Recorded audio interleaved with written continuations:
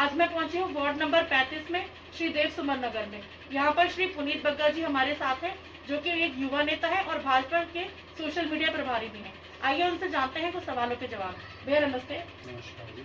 भैया आप कुछ एक से बात आपसे जानना चाहते हैं। आप इस क्षेत्र में इतने समय से रह रहे हैं और आप एक भाजपा परिवार से जुड़े हुए भी हैं, तो इसी में लोग आपको पसंद करते हैं और जल्दी ही आपको एज अ पार्षद देखना चाहते हैं। तो आपसे जानना चाहेंगे आपकी आगे की क्या तैयारी है, आप कुछ बताना चाहेंगे?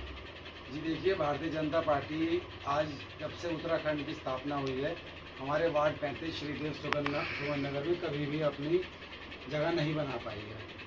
उसके मुख्यतः बहुत सारे कारण हैं। देखिए, आजकल आपने सुना भी होगा कि भारतीय जनता पार्टी जो है जितना भी अतिक्रमण हो रखा है इसका विरोध करती है और इसके ऊपर कार्रवाई भी कर रही है। तो हमारे यहाँ पर कांग्रेस ने अपना जो स्थान बनाया था वो ज़्यादातर सभी बाहर के कुछ लोगों को बसावट करा करके और जितनी भी सरकारी भूमि है इनके ऊपर अतिक्रमण करवाया। उन्होंने उस पर सड़कें बनवाई, कनेक्शन दिए, रोड बनाई। तो उसकी वजह से जो है लोग कांग्रेस को यहाँ पसंद करते हैं, जबकि आप समझते हैं कि कायदे के हिसाब से ये चीज़ सही नहीं है। इसका दुरुपयोग देखिए, आप MDD अप्रूव कॉलोनीज हमारी जितनी भी यहाँ पर पास हैं उन सब पे रोड्स पे जो है गाड़ियाँ खड़ी होती हैं, जिससे कि यहाँ की जनता, लोग आने जाने वाले कोई भी हो, चाहे वो कांग्रेस ही क्यों ना हो, बहुत परेशान होते हैं। तो सबसे पहले साफ़ सफाई के साथ साथ हम लोग ये चाहेंगे कि थोड़ा सा जैसे कि विकास हो रहा है, स्मार्ट सिटीज़ बन रही हैं, लोग आगे बढ़ रहे हैं, तो इसी तरीके से हमारे को एक अच्छा स्वरूप मिले हमारी सभी कॉलोनीज का। भैया आपसे जानना चाहते हैं, जैसे आप इतने साइंस से भाजपा से जुड़े हुए हैं, आप अपने थोड़ा सा अपने जो आपका कार्यकाल है आपका मीडिया का, आप कुछ बताना चाहेंगे? देखिए, भारतीय जनता पार्टी ने बहुत ही अच्छी यहाँ पर जो है देहरादून के अंदर कार्य करा है। सातों उत्तराखंड में इन्होंने 5 सीटें जीत करके दिखाई हैं। भारतीय जनता पार्टी उत्तराखंड में बहुत ही मजबूत पार्टी है और काफ़ी अच्छे कार्य कर रही है समय समय पर, जिसका कि आप सभी लोग याद रखते हैं। खास तौर से जो स्मार्ट सिटी बना करके जो सुंदर स्वरूप दिया है, इतना सुंदर देहरादून हमारे को शायद ही कभी देखने को मिला हो। बीच में कठिनाइयाँ हुई, काम होता है, किसी के घर के बाहर भी काम होता है, थोड़ी गंदगी होती है, जिसको शहर के लोगों ने उस टाइम थोड़ा सा रोष भी प्रकट किया उसके ऊपर। लेकिन कुल मिला के जो स्वरूप हमारे सामने आया है वो बहुत ही सुंदर स्वरूप आया है। और वक्त के साथ साथ में IT कंपनीज हैं वो सहजदरा रोड पे आ रही हैं और आप देख रहे हैं देहरादून के अंदर कितना विकास हो रहा है, भूमि के रेट्स बढ़ रहे हैं। इसका कारण यही है कि सच में विकास हो रहा है, तभी यहाँ पर डेवलपमेंट आ रही है बहुत सारी। भैया आपसे एक बात जानना चाहेंगे, जैसे मतलब आजकल देखा गया है कि हमारा देहरादून जो है वो मतलब तरक्की कर रहा है, तो इस मतलब जैसे यहाँ पर बहुत सारे युवा बच्चे हमारे नशे की तरफ चले गए हैं और मतलब उनके माता पिता भी डिप्रेशन में रहते हैं, तो आप हमारे चैनल के माध्यम से उन बच्चों को या उनके माता पिता को कुछ कहना चाहेंगे? देखिए, मैं जल्दी उस छोटी उम्र से निकल करके अब एक ऐसी स्टेज में आया हूँ कि जो मैं युवा बच्चे हैं उनको एक बहुत अच्छा संदेश देना चाहता हूँ कि बच्चों, जो हमारे साथ में स्कूल में, कॉलेजेस में जो बिल्कुल सिंसियर बच्चे होते थे, जो किसी प्रकार के नशे पत्ते में नहीं इन्वॉल्व रहते थे, आज वे सबसे ऊपर हैं। और जो बच्चे हम लोग या कोई भी ऐसे थोड़ा बहुत मस्ती के तौर पे किसी चीज़ को ट्राई करने के लिए उसे करते थे, तो हम उसके आदी बन चुके हैं। कहना चाणक्य जी का भी कि मैंने दुनिया में सारी चीज़ों में विजय हासिल कर ली है, पर मैं स्वयं एक खैनी नाम की चीज़ जो खाता हूँ उसे कभी नहीं छोड़ पाता हूँ।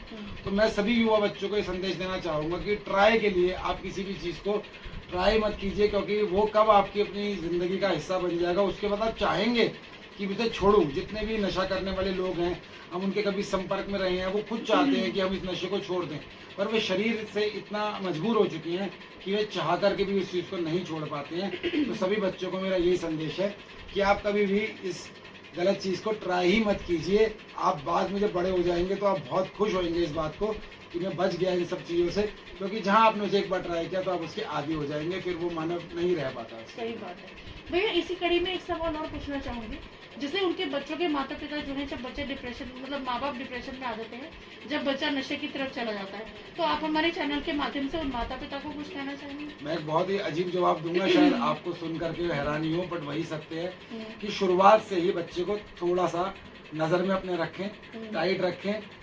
और ये लोग कहते हैं नहीं, बच्चों को टाइट करके जो है फिर वो बिगड़ जाता है, और ये नहीं, बच्चे को टाइट ही रखना पड़ेगा। उसके ऊपर बचपन से लेके बड़े होने तक आपको अपनी नज़र बनाए रखनी है कि वो कहाँ जा रहा है, क्या कर रहा है, किन मित्रों के साथ घूम रहा है, क्या वह मित्र ठीक हैं कि नहीं है।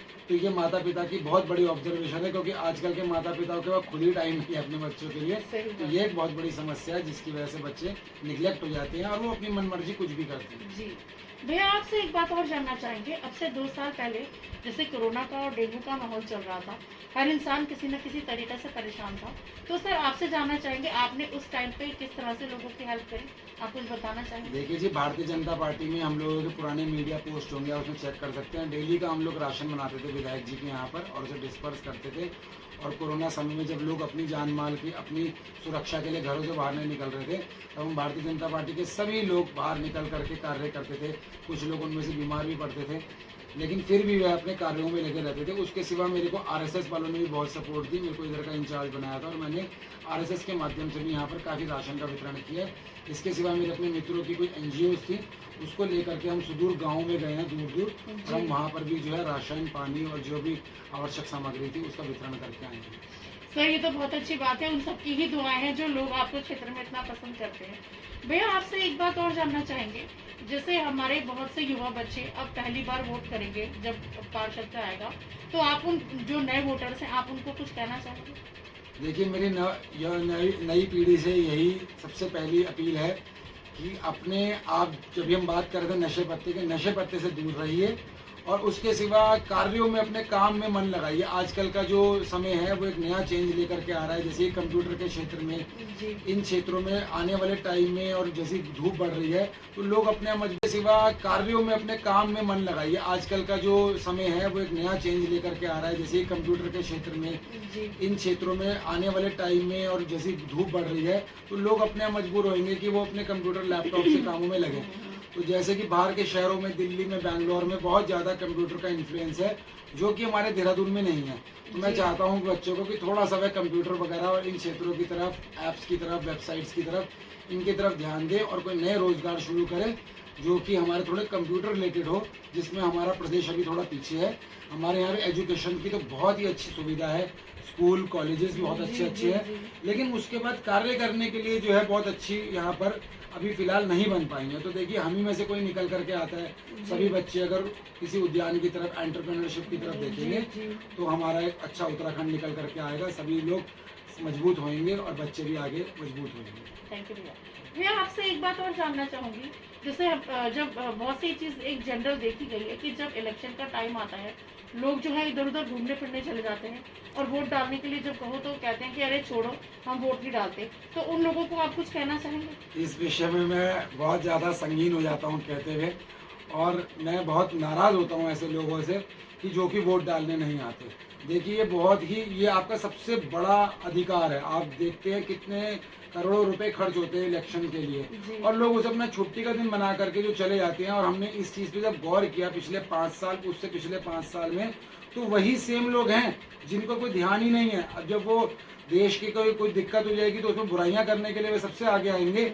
लेकिन कुछ लोग मैंने चिन्हित करे हुए हैं जो पिछले 10 से 15 साल में कभी भी, क्योंकि मैं बहुत पुराने तरीके से अंदर इलेक्शन में बैठे काम करता हूँ, वही लोग हैं जो कभी भी वोट डालने के लिए आते ही नहीं है।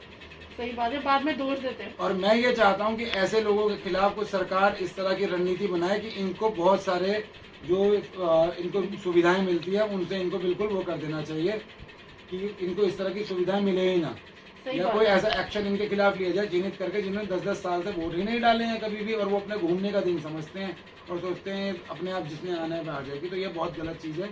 आपने एक बहुत अच्छा मुद्दा उठाया है, इसके ऊपर सरकार को सभी को बैठ करके कोई तरीका निकालना चाहिए, उपाय निकालना चाहिए। भैया आपसे एक सवाल और पूछना चाहूँगी, जैसे एक देहरादून में एक ये प्रथा सी चल पड़ी है, जो हमारे युवा बच्चे हैं वो अपनी संस्कृति को छोड़कर विदेशी संस्कृति की तरफ बहुत ज़्यादा जा रहे हैं। जैसे एक फॉर एग्जांपल, जैसे हमारे बहुत सारे लोकल पर्व हैं, जैसे फूलादी पर्व हो गया और बहुत सारे हो गए, छठ पूजा वगैरह हो गई, तो मतलब बच्चों को पता ही नहीं है इसके बारे में, वो अपने वैलेंटाइन डे और ये सब चीज़ों की तरफ ज़्यादा है। और आप एक युवा नेता हैं, तो आपसे जानना चाहेंगे कि आप उन बच्चों को या उनके माता पिता को कुछ कहना चाहेंगे? देखिए, मैं आपको बताता हूँ, मैंने अपने आप भी युवा जब मैं था तो मैंने मॉडलिंग के, मिस्टर उत्तराखंड दून, इस तरह के अभी भी आप युवा ही है। बहुत प्राइज मैंने अपने जीते हैं।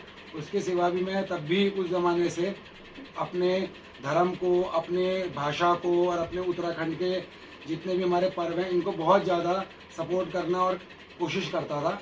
और आज भी हमारे को लोग बोलते हैं कि आप कितनी अच्छी हिंदी लिखते हैं, कई पत्रकार तक हैं वो हमारे को बोलते हैं, तो अप्रिशिएट किया जाता है हमारे को। आप अपने फील्ड में अच्छे होकर के तो दिखाइए, वो आपकी इंग्लिश पीछे रह जाएगी।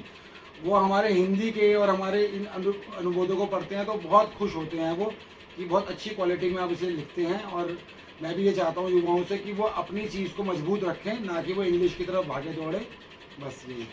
भैया आपसे एक सवाल और पूछना चाहूंगी। जैसे आप अगर चुनकर आते हैं ऐसा पार्षद, तो आप पहली प्राथमिकता किस चीज को देंगे? आप इस बारे में कुछ बताना चाहेंगे? देखिए जी, जो मोदी जी का कथन था वह भी मेरा कथन है कि सबका साथ सबका विकास। इस धरती पे दुनिया में जितने भी लोग जी रहे हैं, एक सुप्रीम कोर्ट ने भी ऑर्डर दिया कि जो डॉग जहाँ पैदा हुआ है वो वहीं का निवासी है। तो इसी तरीके से हम अपने क्षेत्र में जो भी लोग रह रहे हैं, मैं चाहूँगा कि सभी लोगों की एक अच्छी लाइफ हो, अच्छा लाइफ स्ट्रक्चर हो। मैं छोटे बच्चों को मोटिवेट कराना चाहूँगा कि उनके लिए कोई स्कूली, जो बच्चे स्कूल्स नहीं जा पा रहे हैं किसी भी कारण से, तो मैं गवर्नमेंट से कोई ऐसी पॉलिसी लाऊं कि वो पहले तो पढ़ाई कर पाए, क्योंकि जो पढ़ा लिखा नहीं है वह पत्थर के समान है। तो पढ़ाई लिखाई करनी बहुत ज़रूरी है। कई लोग ऐसे हैं जो किसी भी कारण से स्कूल नहीं जा पा रहे हैं मेरे क्षेत्र के, तो मैं उन बच्चों को सबसे पहले आगे ले जाना चाहूँगा, एजुकेट कराना चाहूँगा। जब इंसान के पास एजुकेशन आती है और एम्प्लॉयमेंट आती है तो वह हर चीज़ करने में सक्षम होता है। तो मेरा मेन सबसे यही अनुरोध रहेगा कि बड़ों को भी, सभी को एम्प्लॉयमेंट अच्छी से मिले। ये मेरा मेन उद्देश्य रहेगा जीवन का। साफ सफाई हो, ये मेरा सेकंड उद्देश्य रहेगा। सभी लोग खुश रहें, सभी लोग साथ में रहें, कोई आपस में लड़ाई ना करे। ये मेरे उद्देश्य हैं जीवन के। भैया आपसे अच्छी जानकारी मिल रही है। आपसे एक सवाल और पूछना चाहूँगी। जैसे ये देखा गया है उमूमन कि जो पार्षद वगैरह चुनकर आते हैं, तो आपसे मैं एक सवाल पूछूंगी कि जैसे आप हमारे चैनल के माध्यम से किसी डिपार्टमेंट को थैंक यू या किसी से कोई रिक्वेस्ट या कुछ आप अपनी पार्टी का या किसी का धन्यवाद या कुछ करना चाहें तो? मैं सिर्फ धन्यवाद तो अपनी भारतीय जनता पार्टी का करना चाहूँगा और सभी उन लोगों का करना चाहूँगा जिन्होंने भारतीय जनता पार्टी में विश्वास किया, उनको वोट किया। और वह जानते हैं कि वह बहुत ही पढ़ी लिखी समझदार पार्टी है।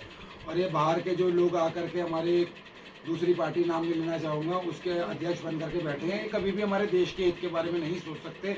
आप इस बात को सच में सोचिएगा। और जो उनके नीचे लेवल के लोग हैं, भले वो भारतीय हैं, वो अपने टॉप कमांडेंट्स की वजह से नहीं कर पाते हैं जो कार्य कायदे से उनको हमारे देश हित के लिए करने चाहिए। तो मैं सबसे एक अपील करना चाहूँगा कि देखिए, इस टाइम ना एक बहुत बड़ा मुद्दा जो है वो रोड्स के ऊपर जो है पार्किंग्स का, और जो है हर जगह पे जो इलीगल तरीके की पार्किंग हो रही है ना, इसके ऊपर जो है हमारे डीएम को और हमारे ऊपर के जितने भी अधिकारी हैं इनको ध्यान देना चाहिए। इसकी वजह से बहुत रोड रेजेस होते हैं। तो इतना सुंदर शहर बनाया है, तो इसके साथ थोड़ा सा पार्किंग, जैसे दिल्ली वगैरह में आप घर खरीदने जाएं तो पहले पार्किंग खरीदनी पड़ती है। तो इसी तरीके से इस विषय को जो आप भूल चुके हैं, रोड पे इंसान का सबसे ज्यादा वक्त बीतता है। ठीक है, तो रोड्स को थोड़ा अच्छा किया जाए, अच्छा इन शॉर्ट, कि उसके ऊपर से जो इलीगल पार्किंग्स हैं, लोग अपने घरों के आगे गाड़ियाँ खड़ी हैं, सभी लोग हैं, इसमें कोई एक आदमी इन्वॉल्व नहीं है। तो इस चीज़ के ऊपर थोड़ा सा ध्यान देना चाहिए। इस चीज़ के ऊपर ध्यान किसी ने भी आज तक नहीं दिया है इतना। मैं पर्सनली डिपार्टमेंट से रिक्वेस्ट करूंगी कि भैया ने जो समस्या बताई है, अगर हो सकता है तो इस समस्या का निदान जरूर करें।